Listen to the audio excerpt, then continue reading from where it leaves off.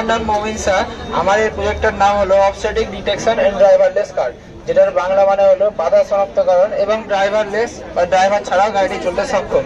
এই গাড়িটির কাজ হলো রাস্তায় চলার সময় অনেক সময় দেখা যায় যে রাস্তার পাশে কোনো ব্যারিকেড বা রাস্তায় চলমান কোনো গাড়ি হঠাৎ করে ব্রেক মারলে সেটা পেছনে থাকা গাড়ি সেই গাড়িটিকে অ্যাক্সিডেন্ট করে।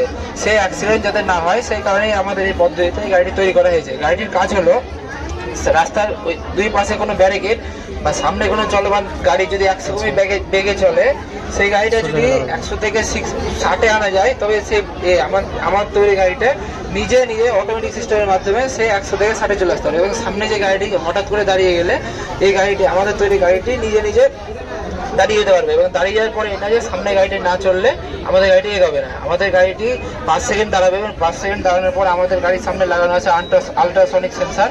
সেই সেন্সারের মাধ্যমে 90 ডিগ্রি অ্যাঙ্গেলে ডান দিকে এবং বাম দিকে উভয় দিকে ঘুরে দেখবে। দেখার পর যেদিক দিয়ে যাওয়ার সুবিধা হবে গাড়িটি, সেদিক দিয়ে সুবিধা মতো সে এগিয়ে যাবে সামনের পথে। আমাদের গাড়িটি তেলে এবং ব্যাটারিতে উভয় চলবে, তবে ব্যাটারি সার্ভিস দেওয়া তখন সম্ভব না বলে আমরা এটা কারেন্টে করেছি।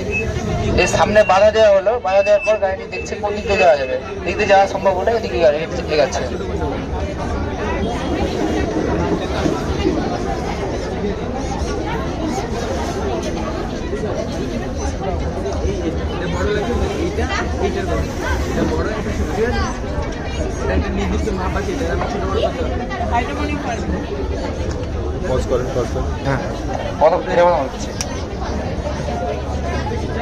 সময় নিস না, এটা আমাদের প্রজেক্ট ছিল, এই বলে প্রজেক্ট আমাদের শেষ করছে।